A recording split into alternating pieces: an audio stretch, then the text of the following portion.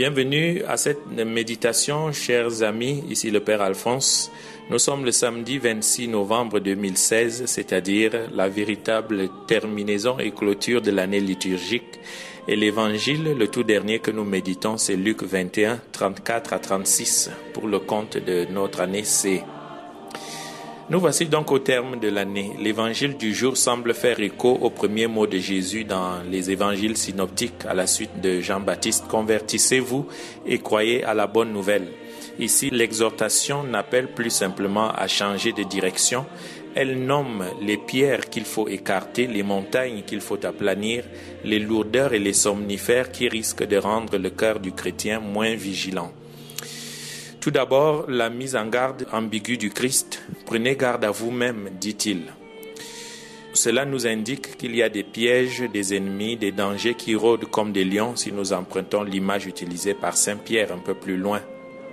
Quelque part, Jésus ajoute aussi que les pharisiens et les guides aveugles, les hypocrites aussi sont un danger au début du chapitre 12. Mais prenez garde à vous-même peut aussi signifier méfiez-vous de vous-même. Car quand on lit la suite, on trouve l'alcool que nous décidons nous-mêmes de consommer, la bonne chair, les soucis de tirer profit des choses et des personnes. Cela vient de nous. Et quand Jésus fait référence à nos cœurs qui s'alourdissent, qui s'appesantissent, il revient là sur une réaction, ou plutôt une absence de réaction qu'on retrouve souvent dans la Bible. Une espèce de sommeil qui tombe sur l'homme, par exemple, qui tombe sur Adam pendant que Dieu crée la femme, qui tombe sur Abraham pendant que Dieu passe pour signer le pacte avec lui. Ce sommeil qui tombe sur les apôtres lors de la transfiguration, Luc chapitre 9, et même cette torpeur qui tombe sur eux au jardin des Oliviers pendant que le Sauveur prend la décision d'aller jusqu'au bout. On dirait que l'homme s'écarte et s'incline pour laisser Dieu agir. Mais ça, c'est un sommeil d'adoration, un sommeil positif, disons. Mais ce sommeil qui risque souvent de devenir torpeur et passivité, c'est lui que Jésus condamne. Il provient d'un opium qui se cache dans toute adoration et toute dévotion envers ce qui n'est pas Dieu, envers ce qui n'est ni un bien spirituel, ni un chemin vers Dieu. Si nous ne veillons pas et si nous ne prions pas assez comme Jésus nous le recommande et comme il a fait lui-même pendant tout son bref ministère de 3 ans, Jésus sait que notre cœur finira par s'alourdir et sera encombré. Il cherchera son repos dans une bonne chair, dans l'ambiance, dans la boisson, dans l'anxiété pour jouir jusqu'au bout de cette vie qui passe. Le spectacle autour de nos frères et sœurs montre comment un tel modus vivendi, une telle façon de vivre, abétit et anesthésie le cœur humain qui est assoiffé de quelque chose qui n'attrapera jamais, d'une satisfaction qui lui échappera sans cesse, quand il croira l'avoir trouvé quelque part ou en quelque chose ou en quelqu'un. C'est le projet de vie adopté par le riche dont nous parle Luc au chapitre 12. Il avait pour agenda de manger, de boire, de jouir de la vie. Créé en vue du sabbat, l'homme ne peut se rassasier, étancher sa soif et parvenir au bonheur qu'en trouvant ce pourquoi il a été créé, ou plutôt celui pour qui il a été créé. S'il se laisse aveugler par le plaisir immédiat, Jésus nous avertit que l'homme ne verra pas venir le filet ni le piège qui lui sont tendus.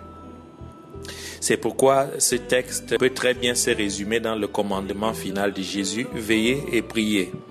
Le verbe grec veiller indique à la fois le fait de dormir à la belle étoile, à ciel ouvert, comme si on devait être toujours attentif aux bruits insidieux de la nuit et éventuellement aux ennemis qui pourraient venir, soit alors à la tentative inutile de trouver le sommeil pour quelqu'un qui ne le peut pas ou qui ne le doit pas.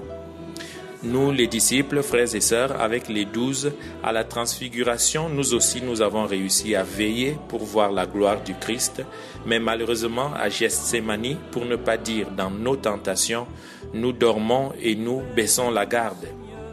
Soyons à la fois des veilleurs, des sentinelles alertes, des hommes et des femmes de prière. Notre religion chrétienne est tout sauf l'opium du peuple dont parlait quelqu'un. La preuve, nous refusons la politique de l'autruche.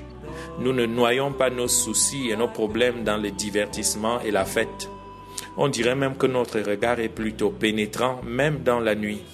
Nous veillons, nous surveillons, nous discernons ce qui se passe en nous et autour de nous. Et notre vigilance, qui n'est pas d'une seule circonstance, va de pair avec notre prière. Oui, veiller et prier nous remettent debout, ou plutôt, veiller et prier constitueront toujours notre courage de relever la tête devant celui qui vient et que nous attendons, non pas comme un juge ou un voleur, mais comme un frère.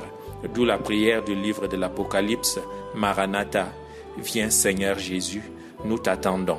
Bon week-end à tous. Tu fais de nous, Seigneur, des témoins d'évangile. Apprends-nous à tenir dans la foi. Tu viens en nous, Seigneur, comme un souffle fragile. Donne